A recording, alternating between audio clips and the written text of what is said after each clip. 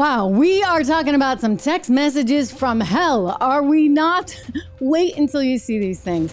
I'll tell you, a whole new set of questions are being asked right now as a result. And you know what else?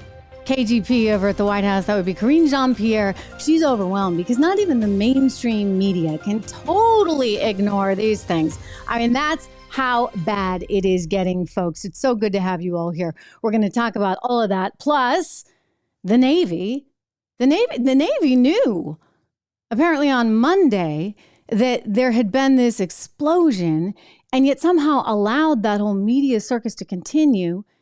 Hopes were so high still right through Thursday when we finally got the news. So why is that? I think we got to ask those questions right now. Bud Light's out with a new commercial, a desperate attempt to salvage its customers, but good luck. The stock's at a new low. We'll talk about that. And America really is increasingly looking as though it's in decline. Heck, the NBA, number one NBA pick for the draft, he's from France. Meanwhile, another study just came out showing American students are just sinking. Worst level we've seen, like going back to the history of when they first implemented these studies on kids. So what's that about? I am going to be joined today by Tim Barton. I'm very excited about this because do you know that he has the largest collection of founding fathers documents, the largest private collection of anywhere in the world. Like you got to go to the Smithsonian to see anything that would rival it. So we're going to talk about preserving America's history and how important that is for our young people so that we continue being number one in the world. So great to have you here. This is a live show today. So many of you I actually emailed and told you I was going to be here live because you've asked me to do that. And so if you're on that list, you got the email and hopefully you're coming because of that. If not, go over and sign up at trishreganshow.com. There's a little pop-up. You can sign up for my email, and we'll make sure that we tell you about the times that we are here live because it's a great chance for all of us to get together, for all of us to join the chat, which I'm looking at right now, and I will get to momentarily as soon as I have a chance to play for you some of the comments that came from the press secretary there at the White House earlier this afternoon. Seeing so many familiar faces. Good to see you. Familiar names for sure here on the program today, which is coming to you live. I should point out that if you are watching live, thank you for being here. Make sure that you subscribe to the channel if you would. It's really important. Subscribe to YouTube. I'm here on YouTube as well as Facebook every single day, and that would be great. But the other place I'd love for you to go, if you haven't already, would be over to Apple Podcasts. Just follow the show there. That's the full audio version of the show. Follow it. Leave it a rating if you would. 5 stars is always a good thing. Anyway, like I said, great to have you here. Let's get started. Off to the races. I have something that you need to see. So, unless you've been living under a rock, you may have heard something about these text messages. A text in particular from Hunter Biden that was discovered, and the House committee has come forward with this, and it has been released into the public, and it really does kind of suggest something that doesn't feel right? That doesn't seem right. Because in this text, and I'll show it to you in just a second, you'll see what I mean. In this text, you basically see Hunter Biden sort of insinuating to his Chinese business associate, or whatever you'd want to call him. The guy actually was a member of the CCP and also had a business associate himself that was effectively running the intel operation for all of China. So that gives you an idea of the caliber of people that Hunter Biden was corresponding with. And he's pressuring the guy to give him some money. And he's like, if you don't give it, well, there's going to be hell to pay. So this is coming back to haunt him in a really big way. Take a look at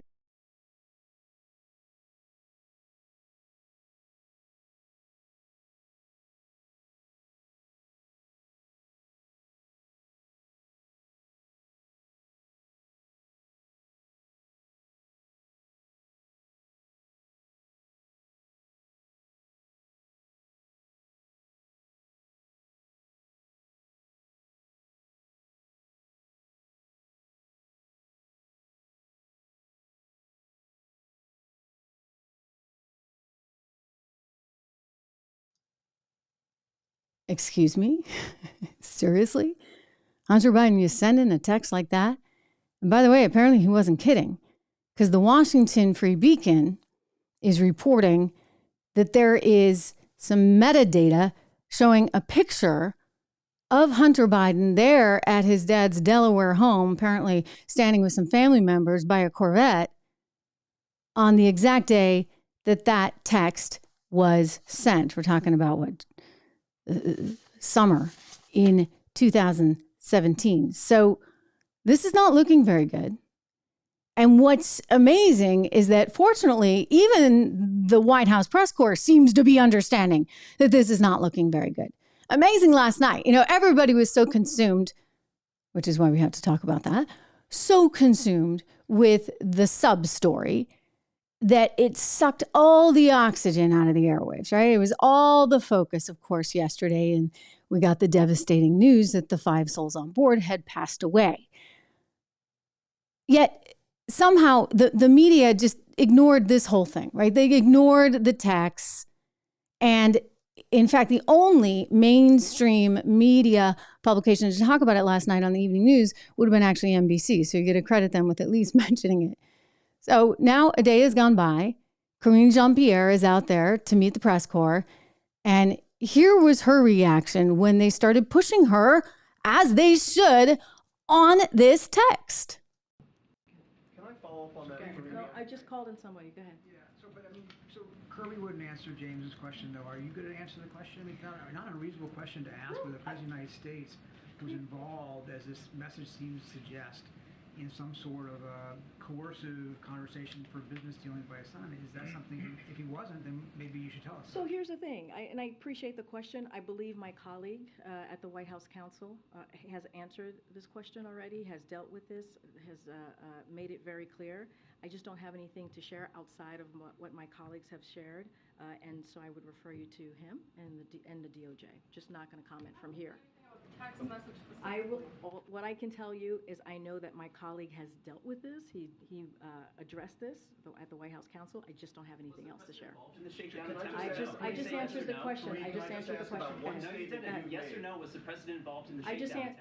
Stephen, I just answered the question. It's not up to you how I answer the question. I just answered the question by telling you my colleagues at the White House Counsel has dealt with this, and I would refer you to them. Go ahead. Oh, go talk to my lawyer, effectively. You see, that went on, and there was a Daily Caller reporter that said, well, actually, no, he hasn't said anything about that text message specifically. So they haven't gotten anything from the White House counsel. Karine Jean-Pierre knows that she can't really answer that question because this is not looking good. It is not looking good for Joe Biden and his son. No matter how much he wants to tell you he didn't do anything wrong and he's so proud of him. I mean, he's proud of him for tax evasion. He's proud of him for being on drugs and then going and getting a weapon and not having the proper license. I mean, how are you proud of that? This is going to be a very big story. Now, people are innocent until proven guilty. But in this particular case, I'd like to know why we're not getting more in the way of answers. He's guilty on a couple of misdemeanor fraud charges, tax charges. I don't think so. I think there's a whole lot more here. And I think that's why it was being investigated to begin with. So according to one of the whistleblowers that's come forward, Gary Shipley, it turns out that the reason they first stumbled across all of this back in 2017 was actually because they were looking into a pornographic ring, an international amateur pornographic ring. And so the FBI was onto that, which somehow led them to Hunter. Oh yeah, Joe Biden, you're really proud of your boy, huh? So that's what got them to Hunter in the first place. And then the floodgates opened and they had to keep investigating. And yet at some point, everything stopped. Everything stopped. And this is why the whistleblowers are upset, because they wanted to bring charges in D.C. and apparently in California where he had been living. But no. He suddenly they were not allowed to do that. And the whistleblowers say not only were they surprised, they thought David Weiss was surprised as well. This would be the U.S. attorney that was leading the investigation. So this has come up just a short time ago, and Attorney General Merrick Garland is like, no, nothing to see here. No, David Weiss had total say, total control. Watch.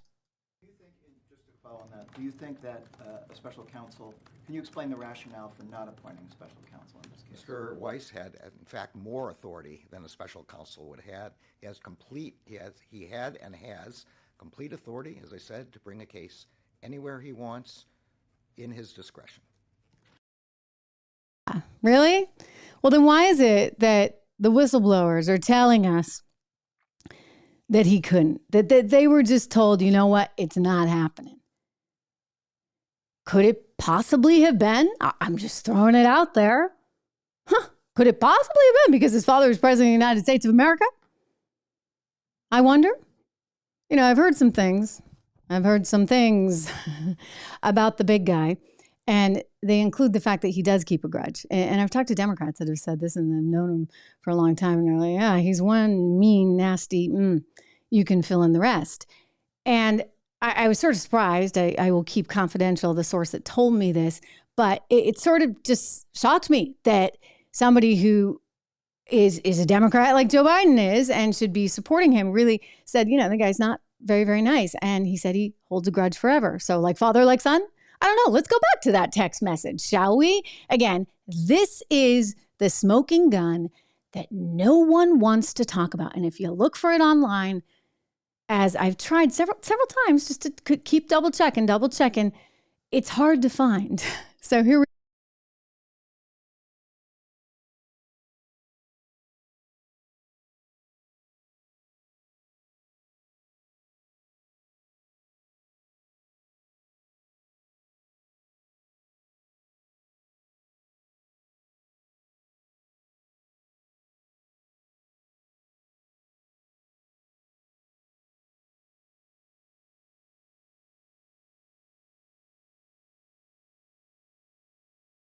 cough up some $100,000 or so to settle the matter.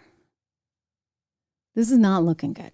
Not looking good. I want to open it up to comments before we get to some of our other stories, including Bud Light's new commercial. Really, you know, this company ought to just give it up. I mean, it's game over for Bud Light, which is seeing yet again another low in its stock price. Before we do that, anyway, so good. This is Davey. Welcome back, Dominique. So good to see you. Liberty Matters. Great name. Great name. Liberty does matter. Liberty matters so much that we've got to start asking ourselves, what is going on in this environment where we can't really speak our minds, where we can't actually see justice through? And why is that happening? It's because, frankly, if you ask me, if we really drill down into it, there is a power center that is so extraordinary that really is trying to just bury anyone who doesn't subscribe to that train of thought. We're going to talk with the historian in a little bit about that coming up. But before we do, I want to tell you about a new company I have partnered with. I'm so excited about this. You know, you hear me talk a lot about news and politics and the economy. You don't always hear me talk about myself and the things that I do to keep myself healthy. So with that in mind, I actually work pretty hard on it. I take my health very, very seriously. I'm very particular with what I eat. I am at the gym every single day. Well, 5 days a week at the gym, working out, lifting, and I try to go for long, brisk walks every day. I'm a busy person. I am doing this here with you guys every day. The podcast takes a lot of time, a lot of prep. I have a team that I'm helping to shape the show, this whole team, this wonderful team. So it's a lot of responsibility, and it's why I have to keep myself focused, clear-headed, and energetic. Right? Energetic for all of you and for my family. So one of the things that I've added in, and so I'd like to take full credit, and the gym does matter, and lots of water matters, and all of these things, eating right. It's all very much sort of compounding on itself. But one of the things I have done is taken Strong Cell. maybe for like the last 5-6 weeks or so. And it has been tremendous. I think that my energy level has gone up. My focus has gone up. And I love it. I really love it. So I wanted to tell you about it. I'm so thrilled to partner with them. I mean, I'm lucky I get it for free because of the partnership. But you can get it at a special discount. I encourage you to go check it out. It's made with NADH, which is this wonderful, in my estimation, I'm not giving you any scientific information here, but they have it all on the website. But it helps us to rebuild our cellular structure. And in doing so, I really feel like after a couple of weeks, they say you got to give it 4 weeks, it makes a difference in terms of your energy levels, in terms of your ability to focus, etc. And of course, that helps with your overall health and your overall conditioning. So go check it out. You can get a 20% discount if you use code word Trish. Code word Trish. All right, I want to turn to Bud Light. Bud Light, which just no matter how much it tries, can't seem to get its act together. It has a new commercial. There we go, a brand new commercial. And this is after that song Good Times, but this is actually, I think, Bud Times that they're saying. And you see, oh, everybody's having a good time. They're picnicking. They're at the beach. They're having just a blast. I think at some point you see them at a hammock party. Somebody falls over in the hammock. Oh, look at that. He's going to fall over. Maybe, maybe not on his paddle board. So it's all about how fun life is. Summer's great. We do fun things and we have a Bud Light. The only problem is, guys, it's a little bit too late, just a little bit too late, because on April 1st, and I'm not going to play it for you again, but it's like you can't get the image out of your head, right? The Dylan Mulvaney clip. And so consequently, they have seen their sales plummet. Latest numbers showing us sales are down 27%, again, for Bud Light in the latest week. And you have Modelo, which is owned by the American company, Constellation Brands, at least the U.S. rights to that, Modelo. That's way up. So they've just traded their number one spot in America thanks to some very, pompous marketing executives that thought they knew better. I told you this week about how they just won an award in Cannes, France for the most creative marketing of the year. Are you kidding me? Are you kidding me? Of course, in fairness, the award came out before the whole April 1st disaster. But many people were like, wait a second, shouldn't this Cannes festival, it's like the Oscars of the advertising industry, shouldn't they take it away? Well, they probably should have. I mean, considering that this is now the worst marketing event in the history, I think, of any company in modern times. They've now lost nearly $30 billion in market cap as a result. But no, they didn't take it away. They got the big award, and the head of marketing went and gave a little speech and said it was very humbling. I would just say it's like total irony. So the stock price, which has been down considerably, fell again today. It's like trading down around $57 a share. I mean, I don't see things changing for this company anytime soon. And I think Americans have just kind of had it. They just are finished with this. Finished. Well, we talked about how Americans are losing faith in institutions. Maybe Bud Light and Budweiser was one of those institutions. But we've also kind of lost some faith, not just in our politicians and in our banks and in the Federal Reserve, but now also possibly in the military. I mean, the military that's using a drag queen to recruit because recruiting levels are so low. Well, just look at the patriotism studies. Those are so low. Young kids don't feel as patriotic. So therefore, why would they actually want to go and join the military? Anyway, the military now is under fire because the Navy on Monday apparently, and I guess it's good that they heard this, or heard the explosion from that submersible that was underwater, the Titan, rather aptly named, trying to look at the Titanic. And they never disclosed that to the media. So instead, we had all these search and rescue operations, millions and millions and millions of dollars were spent. The media went into a frenzy. Everybody was on the edge of their seat, hoping and praying that these people could be found. But the outcome of the story is that there was an implosion that happened when they started descending, just shortly after that descent, a few hours after. And it killed them instantaneously. And the explosion was massive. And the reason it is believed that explosion happened was because the materials that were used, and James Cameron actually, who had heard about this through his sources, you remember the Titanic director, he actually said it's for the most part a pretty safe industry, but this particular company, Ocean Gate, was trying to cut a lot of corners. And so they were using something called carbon reinforced plastic and titanium. These are materials that really hadn't been well tested. The whistleblower back in 2018 was trying to say, hey, don't use this. And he actually got fired, and they sued, and then they countersued because they said, now, it's out in the open that you're talking about our technology, and this is part of your NDA, non-disclosure agreement. Anyway, he was right. The whistleblower was right, and James Cameron was certainly right. This was not a good material to be using. But what's wild is that this was circulating in military circles, that they thought they had heard an explosion, and yet it never made its way any further. And so, people are asking why. Like, did it have anything to do with the coincidental timing of Hunter Biden pleading guilty?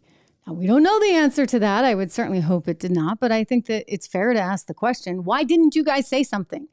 Why did you allow everyone's hopes to stay this high? Why did you allow all this money to be spent? Now, the flip side of it is, hey, anytime something like this happens, it's worth having information.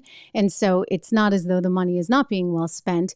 You want to figure out what happened. There was no black box on board. So, how can you determine just exactly what went down? And part of that recovery process with the debris, et cetera, enables us to figure out what went wrong and pinpoint things like the carbon reinforced plastic and titanium, things that are cheaper, by the way, and lighter to be able to transport. And so you're saving money. You're saving money on the margin.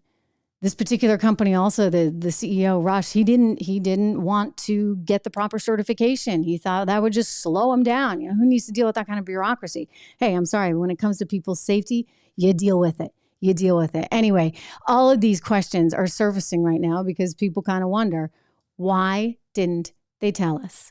And the timing is a little peculiar. That's all I'll say. As we don't need to go too deep into that, but I think at some point, somebody ought to be answering these questions, because faith in these institutions is fragile enough.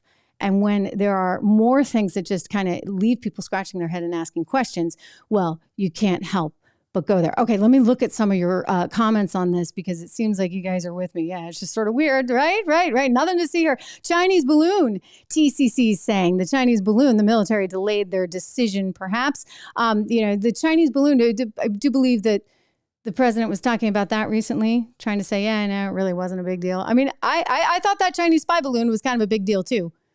There's a lot that they just don't want to tell us. And I get it, right? Mr. Jimmy John saying the subdiversion, wasn't it? It certainly was a diversion. Out of respect for those 5 souls yesterday, I had actually planned a program on Adam Schiff and on the Hunter Biden texts, et cetera. And because we really kind of just needed to take a moment and pause, we had just learned as I came live to air that they had passed away. It felt as though it was really kind of an inappropriate thing to do at that time. But hey, I did tell you, did I not? Just yesterday, I'm back, and we're gonna get into this, because this is not right, what we are learning. And it is so important that they get a special prosecutor right now. It is so important that Congress figure out just exactly what Hunter Biden was up to. I'm not saying he was up to anything, but I'm just a realist, and I'm looking at that text message and I'm thinking, when I see something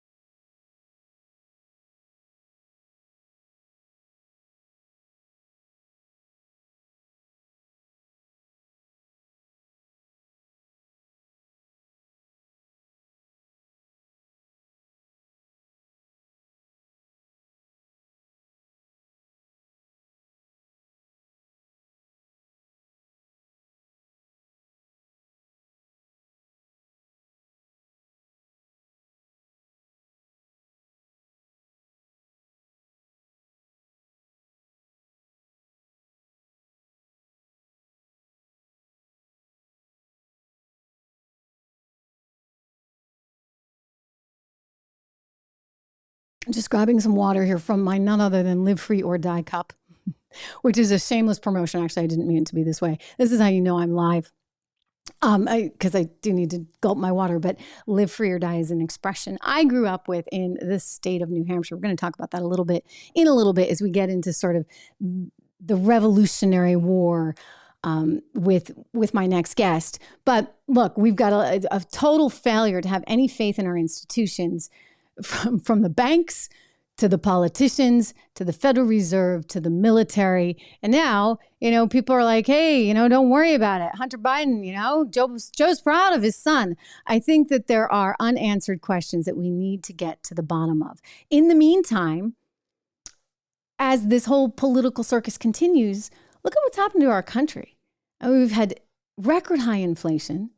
It shouldn't still be this high. We've got the number one pick in the NBA draft being French.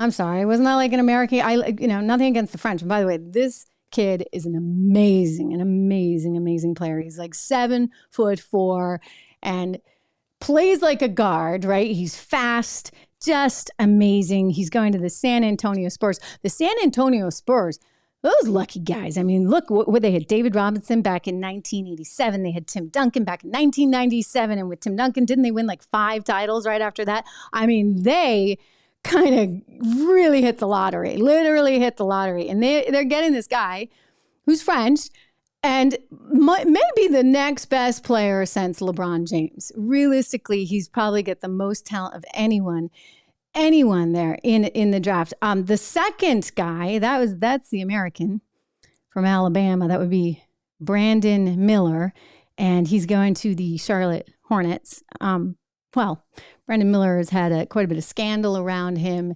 because there are all kinds of allegations that he actually provided the murder weapon for a young woman who had a 5-year-old child, and I guess his friend polished her off. I mean, just horrible story. Anyway, that would be the American guy, the number 2 pick. So, it's really something. And I think as we continue to lose this faith in institutions, it also includes education. Side note for you, the Hornets, that team was just bought by a private equity guy who came from CD&R, and wow. I mean, he's been a very successful private equity investor. And I'm always amazed by this because, yes, the Democrats and by the Republicans too, both of them, they all say, we should play fair. And the Democrats want to tax everyone. That's the latest, by the way. There was a new report from the Joint Committee showing that everybody's taxes are going to go up, even though Biden said nobody over $400,000. Well, that's actually not the case. And we can get into that actually next week with Stephen Moore, the economist, good friend who used to be the economic advisor in the Trump administration. He's going to be on the program on Tuesday. So we'll dig into some of that. But what I just wanted to point out was the private equity investor that had the oodles of money to buy the Hornets, he gets taxed at a rate lower than a New York City cop. Like, that's fair, right? And I don't see the Democrats doing a darn thing about that one. That's a private equity, so-called, I call it the fat cat tax loophole, but it's called the carried interest tax loophole that is just a total joke. And you know what else is a total joke? Again, losing faith in the institutions. I'm talking about our schools. Have you seen the new studies that came out?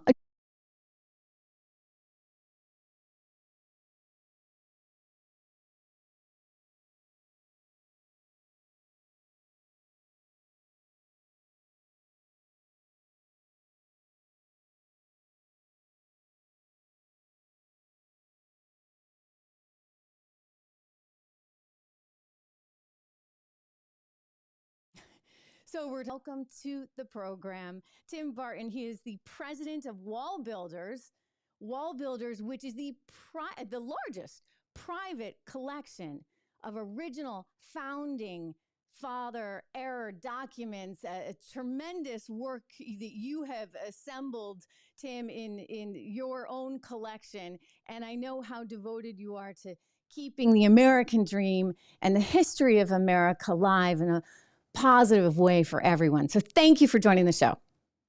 My pleasure. Thanks for having me on. It's a pleasure to be with you.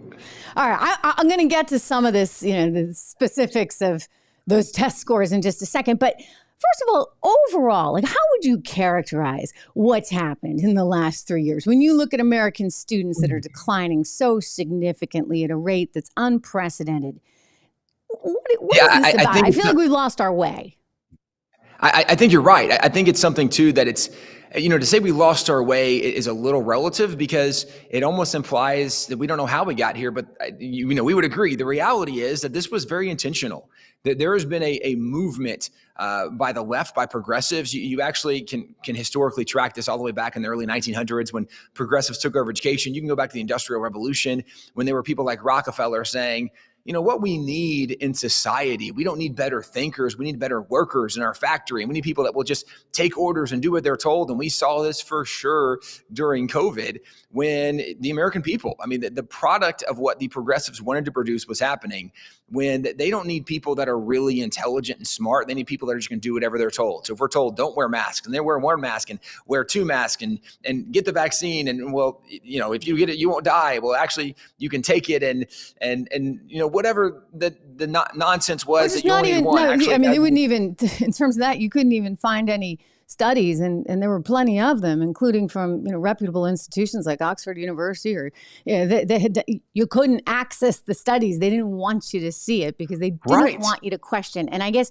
that was whether you wanted to have the vaccine or not. You deserved the information. You deserved the ability to make a decision for yourself.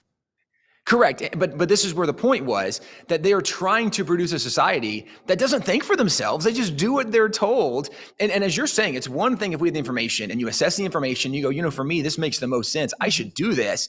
It's one thing to have and process the information. But I say that in the sense of education, it's not a surprise. We look at the educational institutions and we see that they are failing. They were literally set up not to produce the brightest and the best anymore, contrary to what some people might think or want, there's still so many good educators who say, no, we want the best for our students. There's so many parents, man, I want the best for my students, but they don't understand that the way we are doing education now is so fundamentally changed that the entire idea of education is to produce a group of individuals that are not independent thinkers. And this is why, if you look at education, what we are doing, it's not performance-based. Every year you go to the next class and it's the next grade. And in so many schools, what do you do with a really special gifted student that's so talented and they don't know how to navigate that?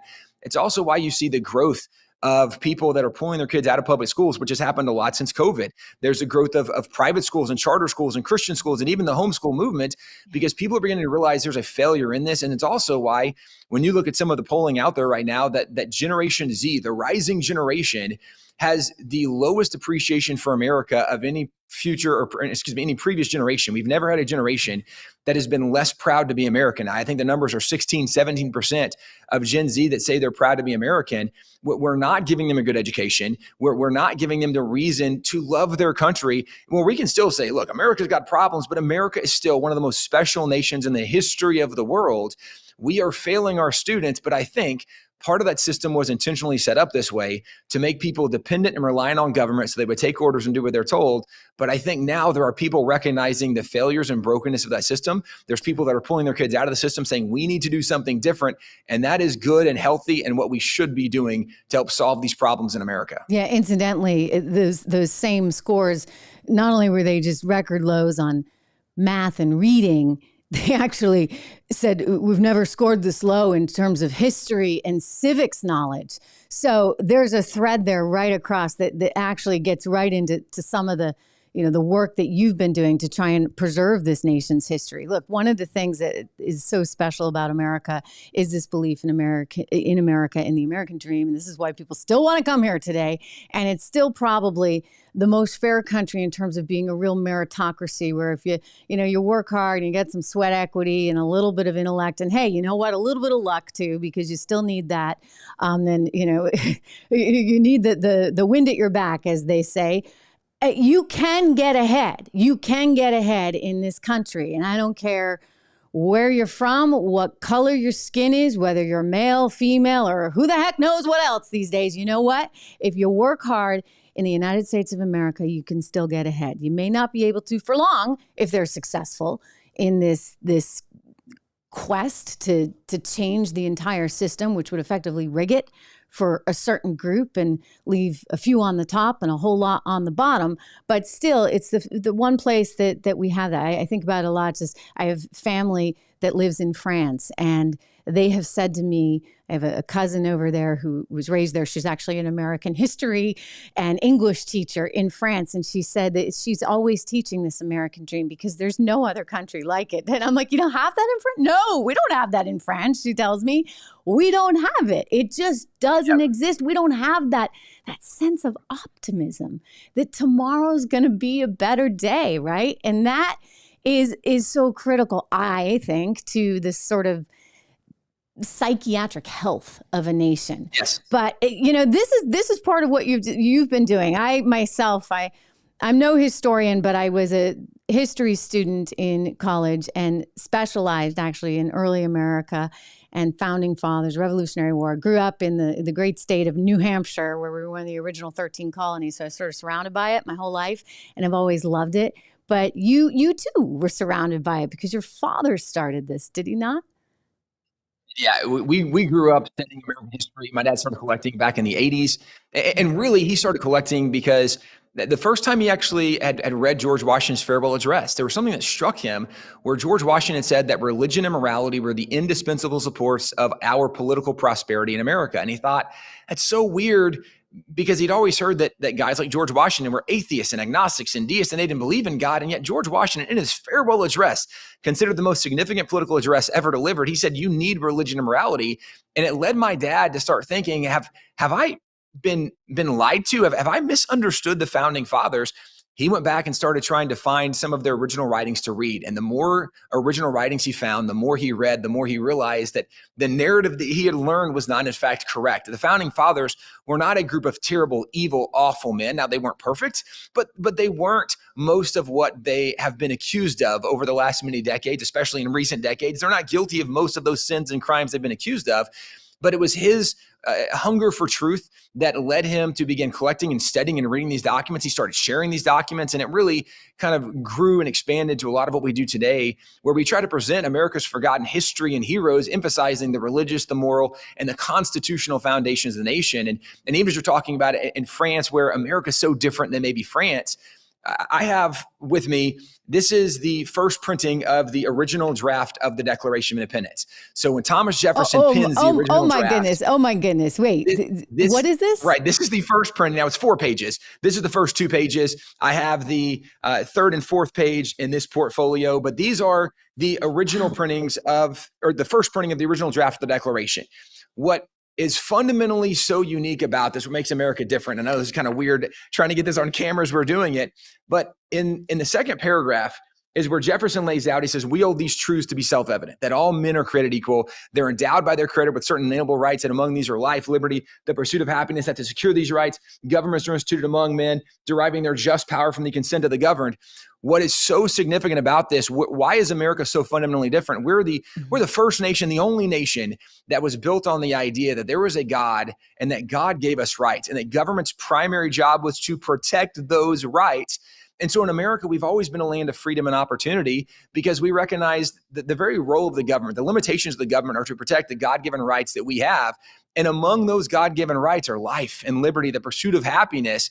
This is what has always been known as the American dream. It's what's made us different. And as we're talking about the original draft, one of the things worth noting is in the original draft, as Jefferson lays out all the reasons we should separate from the king, on the third page, the final draft, the final grievance in the original draft of the Declaration, there was originally 24 grievances, and in the final draft, there's 27. But in the original draft, the final grievance is a grievance where Jefferson outlines, and this is by far the largest. Jefferson spent the most time and attention on this. He said, the reason we need to separate from the king, this is his conclusion. He says, because the king is involved in the African slave trade. He's enslaving these innocent individuals. He's taking them to a new hemisphere, and he's enslaving. And what he says, it's this. He said this was piratical warfare. That the king was doing what pirates would do, where they kidnap people and they capture them and they take them as slaves and they sell them. He said, this piratical warfare, the opprobrium of infidel powers, is the warfare of the Christian king of Great Britain. And the word Christian is printed and underlined. It's the first word, not in cursive. So he's drawing your attention to it, like saying this Christian king, this king claiming to be a Christian, is doing what these crazy pirates would do. He goes on and says, the Christian king of Great Britain determined to keep open a market where men should be bought and sold. And that word men is fully capitalized. He's talking about the African slaves. And he fully capitalizes and prints the word men. The reason this is important, when Jefferson wrote that all men are created equal, he was very clear who we're talking about. And it wasn't just for the white man. The narrative we hear today, all the founding fathers were racist. They all were these pro-slavery individuals. That is fundamentally not true. Many of the founding fathers never owned slaves their entire life, but the majority of the founding fathers actually came out against slavery. It's literally in the original draft of the Declaration. The only reason it wasn't in the final draft is John Hancock said they would only include in the Declaration what was unanimously agreed to by all of the delegates from the 13 colonies. And there were 2 colonies. Jefferson wrote this, that there were 2 colonies that opposed that grievance against the slave trade and arguing for the humanity of the slaves. It was Georgia and South Carolina. Because they said, we haven't tried to end the slave trade. We don't have a problem with that. That's not a grievance we have with the king. So that grievance did not make it in the final draft, but 11 of the original 13 colonies voted in favor of it. And this is where today people, we know so little history. So we believe so many things that are fundamentally not true. But as we look at America, America is one of the most special nations in the history of the world. And a lot of it goes back to the foundation that the founding fathers laid out. Our philosophy of government was that there was a God, that God gave us rights, and government's job is to protect those rights. And among those are life and liberty and the pursuit of happiness. This is the premise that has made America different than virtually any other nation in the history of the world. And for people that are even curious about the founding fathers, go back and read the original draft, because you see the very reasons they're arguing and articulating we should separate. And of course, you can read the final draft to see what they finally all unanimously agreed to.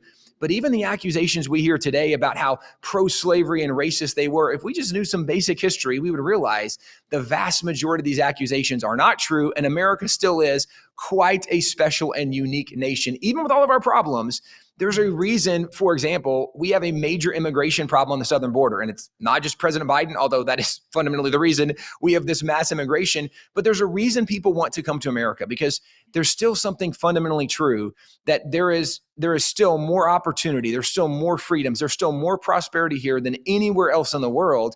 America still is one of the greatest nations in the history of the world. For sure. I mean, we need to know that. I mean, I grew up, my dad came from a very big Irish Catholic family. He grew up on Stark Street in Portsmouth, New Hampshire, which I just found out just yesterday was named after General John Stark, who was a big deal, as you know, in the Revolutionary War, and was responsible for coining the term live free or die, which is the state motto in New Hampshire. I don't even think my father knew that, but I always wondered. So he grew up on Stark Street, which was named after General Stark, but he grew up extremely poor, the whole family, all 8 of these kids. You know, they never had shoes. They never had anything. They depended heavily on the church for clothing and for food and a whole lot of things.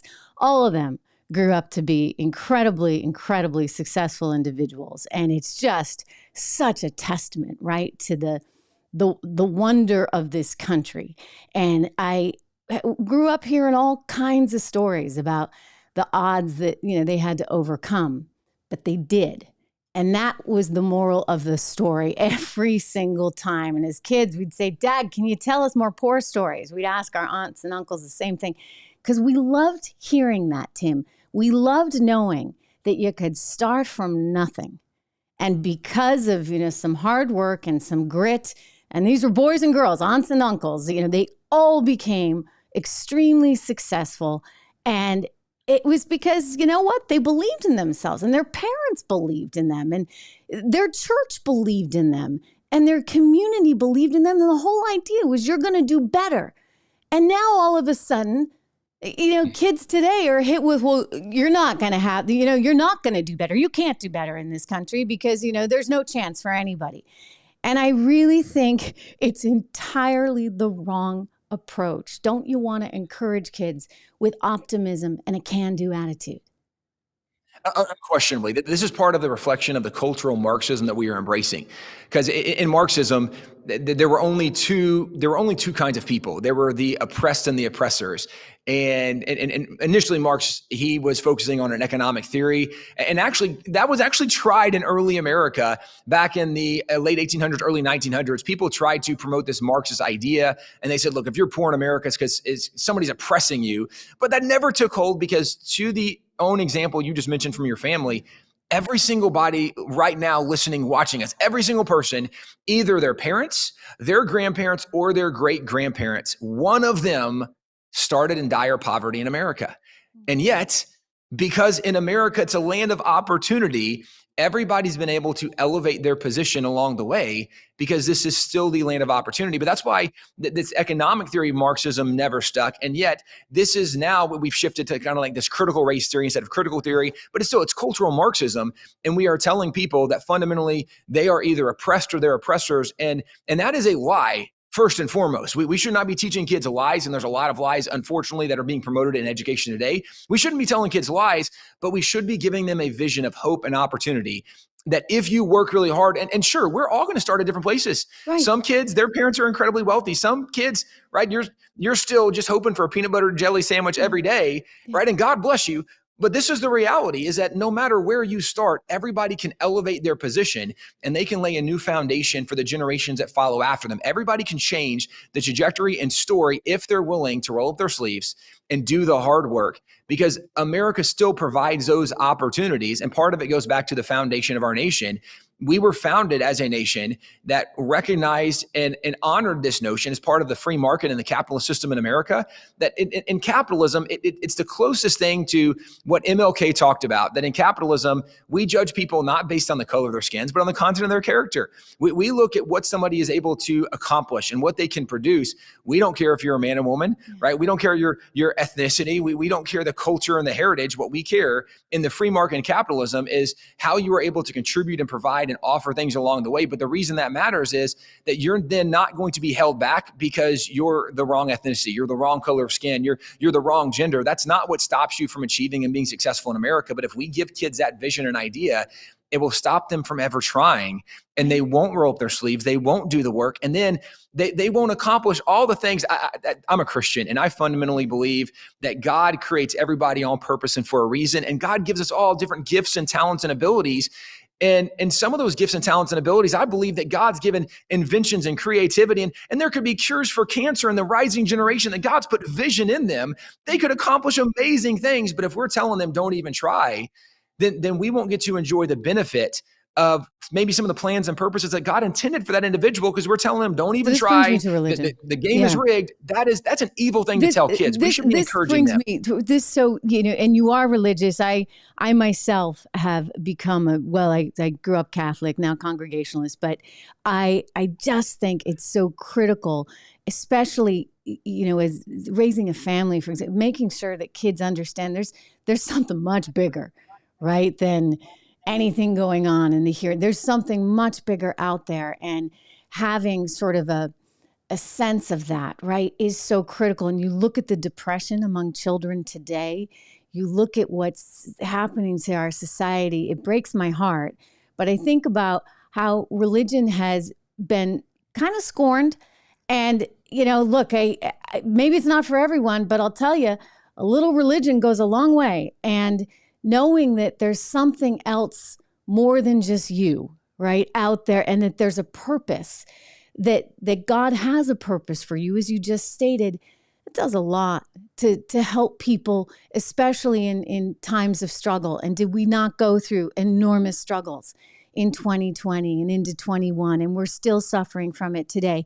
And yet bars were open and churches were closed. I mean, it's wild to me to think about that.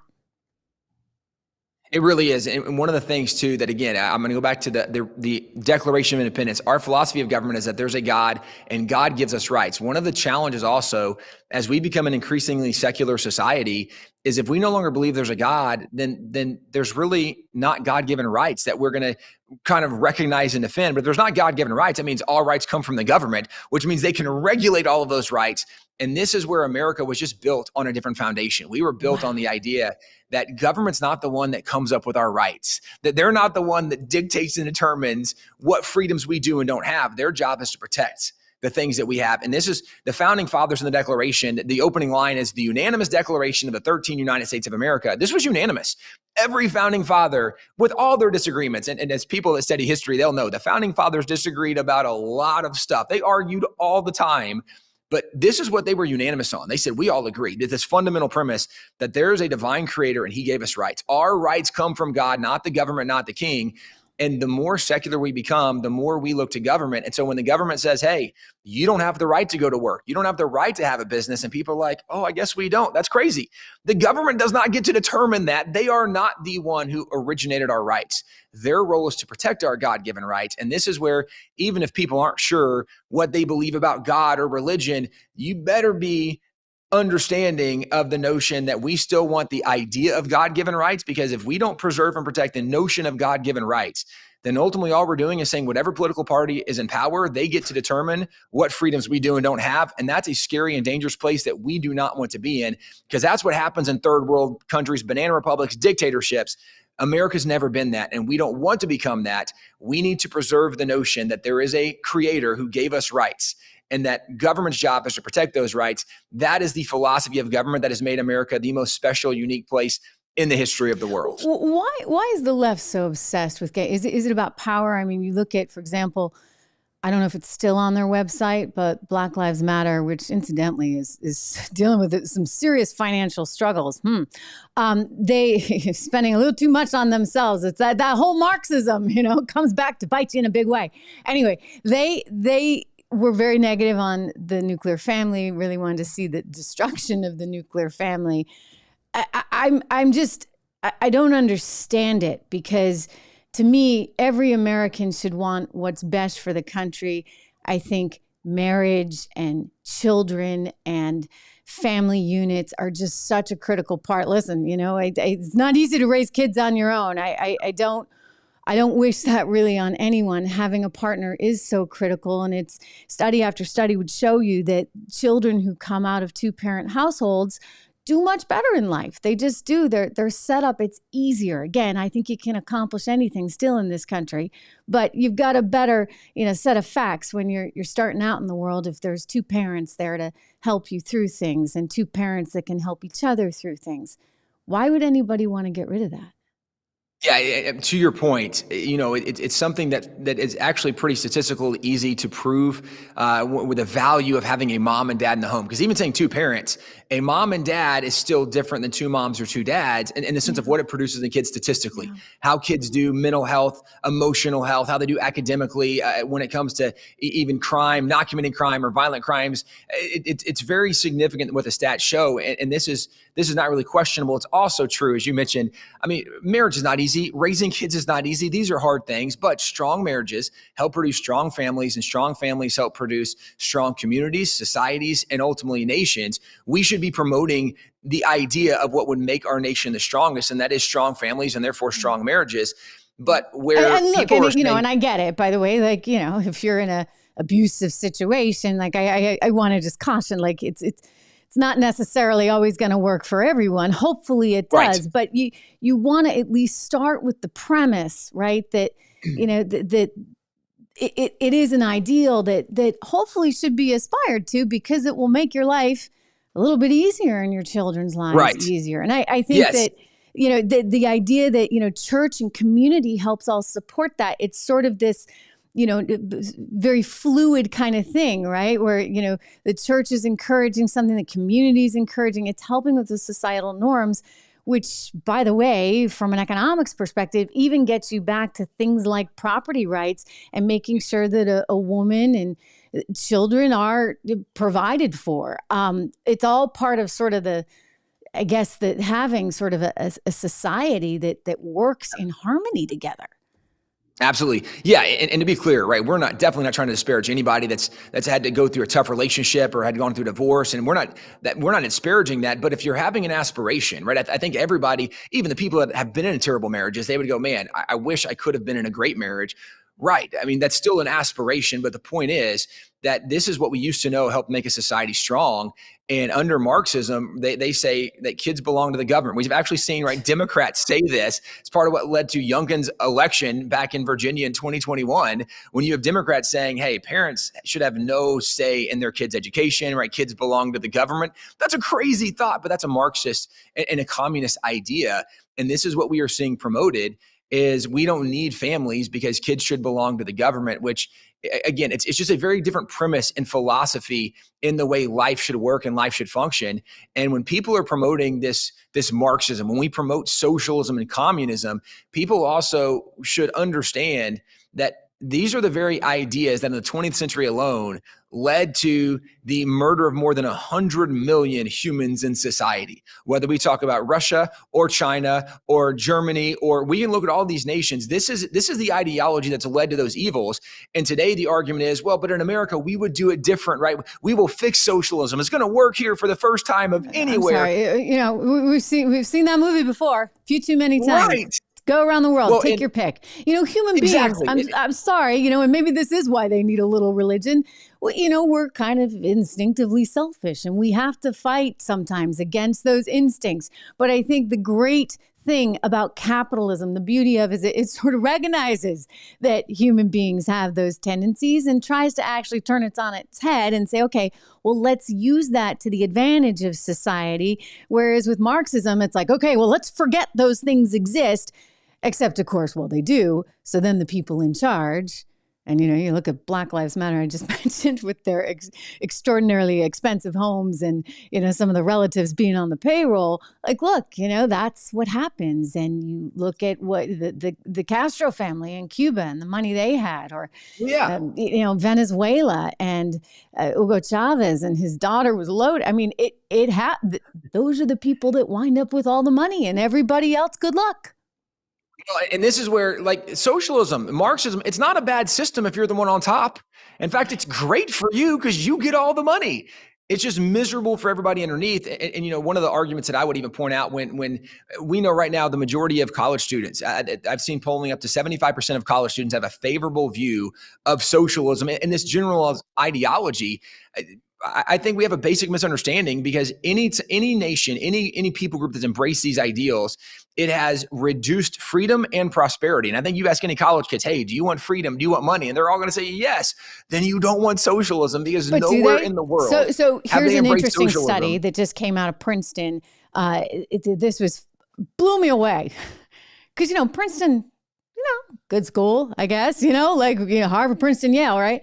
The Ivies are a whole new boat these days. But anyway, the students were polled there, and the overwhelming majority there felt like the First Amendment was too much, right? That in the case of any hate speech or you know, a controversial speaker, in many cases, they voted that it was fine to even use violence to prevent that speaker from speaking. And I'm like, oh my gosh, like how much the world has changed in the last 2-3 decades. I mean, think about how much it's changed since your dad first founded Wall Builders. It's been massive, because the idea that we don't value our basic freedom of speech, and that you think it's okay to maybe use violence to shut someone down because you don't agree with them.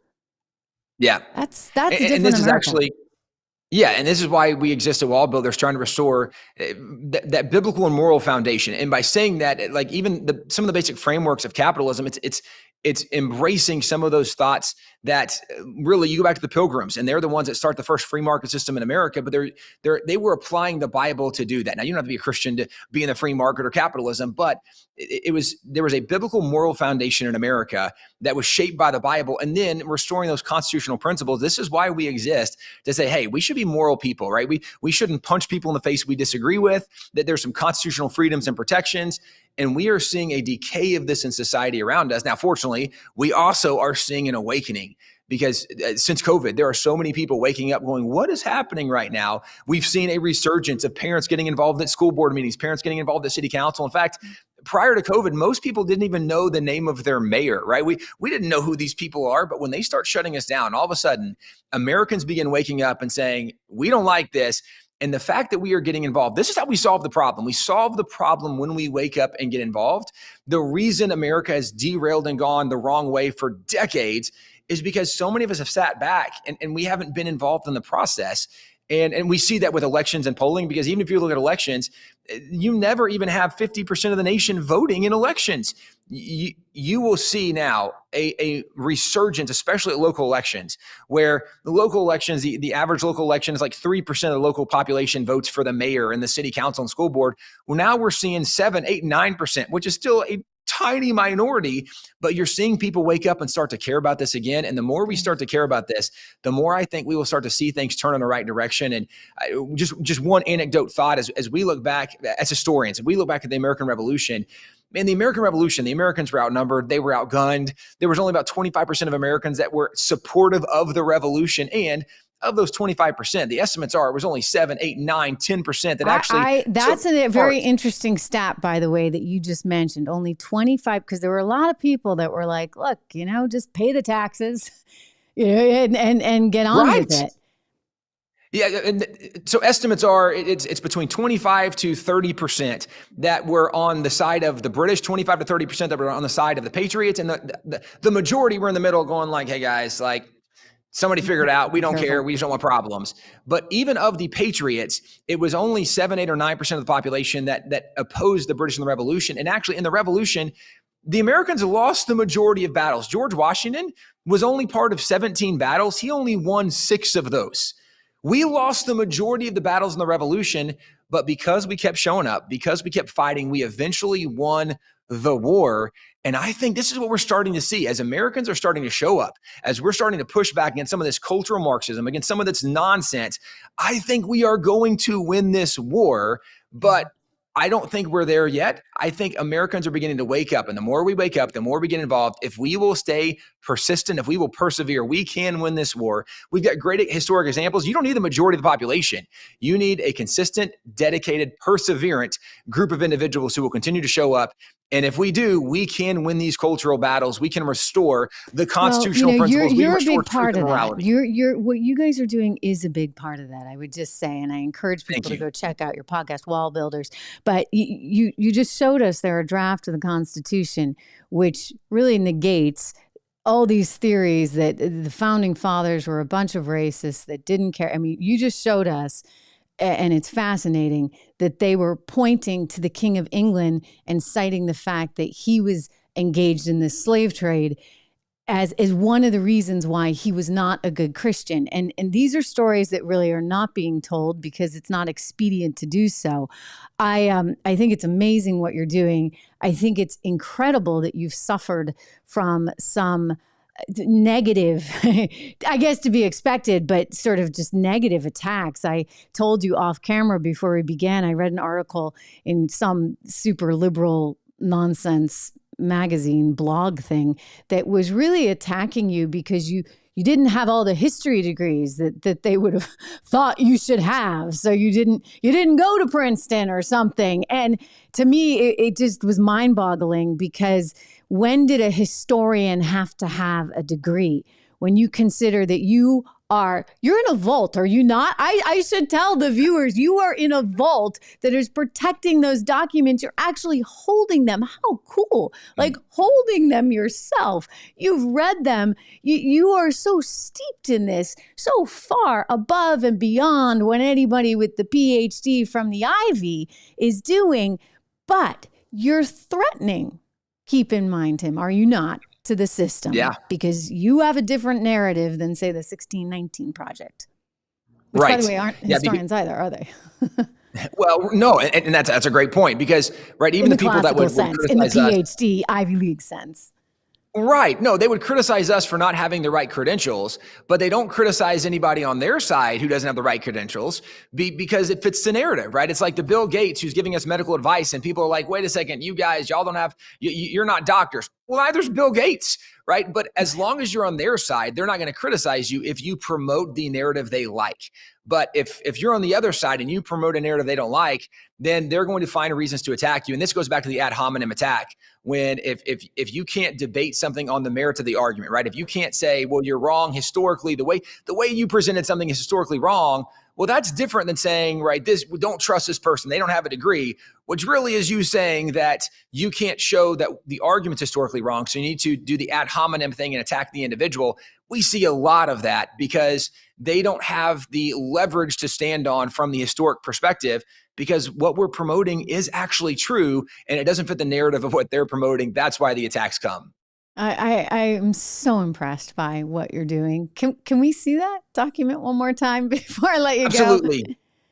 Yes. So this is the third page. You're on the show, of course, today, but I am going to make sure I save this and play it again for everyone on the 4th of July, because that is just so darn cool. So darn cool. Thank you. I think it's. I get excited when it's going to be such an amazing thing to hold those documents and to see that and with their handwriting. And I think it's great. I love what you're doing, and I'm just thrilled you came on today. Thanks so much. A pleasure being with you. Thanks so much. Good to see you, Tim. You can check out Tim's podcast, wallbuilders.com. He's got a radio show. It's all over the country as well. Go check out wallbuilders.com. You can learn so much more. Thank you again. Thank you. Was that not awesome? I mean, totally awesome. And look, I'm a total history buff, and I grew up in New Hampshire, very proud of one of the 13 colonies. And it was just, I remember even as a kid, like they'd occasionally take you, this is kind of morbid, but like occasionally we do like a cemetery tour, right, for school. Very morbid, but the big thing was you would take a piece of paper and you would trace, put a crayon up, and you could like see the year that the gravestone was from. Like in some cases, you're going back to a long time ago, back to the 1600s. And, it's just so important that we not lose sight of that we not lose sight of who we are and all that we've overcome. I do believe that you have to understand history, not through the lens of today, but through the lens of the time. And even having that lens of the time, as Mr. Barton just explained, you know what? Our founding fathers were not as bad as they're trying to make them out to be. I was reading your comments, you guys, during, it's not easy. I'm trying to conduct an interview and speak extemporaneously and read all your comments as well. But thank you for everybody saying how much you appreciated the show tonight and the interview. I'm so glad to see that. Again, really enjoying this format. I just want to shout out to David, who is I don't know if you're here for the first time, David O'Brien, but yes, it's a very cool format. And it's a great opportunity for us to all speak directly. And I feel like I have just a terrific group on here, a very loyal group that some of you, I think about Leslie, who was one of our first people on this little channel. And when we didn't have anybody and I couldn't figure out how to work the microphone. and I would count on her to tell me whether or not there was any sound. I was actually counting on one of you earlier too, because I think we had a little audio level issue, but it's just a very different kind of experience, an experience I really like and really value, because it's no longer just me speaking into a television screen with a teleprompter that I'm reading. I mean, it's a very different thing. A lot of you, thank you for one of you said that you've been watching me since 2009 back on CNBC when I hosted a show. Actually, Larry Kudlow was there with me as well. We used to do a show that got into a lot of the economic policy issues and market issues, of course, of the day. And it was quite something. I was there even during 2008, 2007. So I was looking at the front lines, right, of the financial crisis. And interesting time, frightening time, frankly, for our country. So I know so many of you are very passionate about that still. And this record debt level is insane. And there's no willingness really to deal with it. And I think that that's going to come with a lot of repercussions down the road. I do worry about us going into the rest of the year and the Federal Reserve saying it still believes it has to raise interest rates. I don't know how it's going to do it. Joe Biden's not going to be too happy about that one, right? Because the last thing a politician wants is the Federal Reserve raising rates as we go into an election year. It will slow the economy down, but the economy is already kind of slowing, and yet we have inflation. So that is that's the sort of stagflation environment that people so fear, and that is a reality. Anyway, I do love having you all here, and I do love this format. It's a very different kind of experience, I think, for all of us.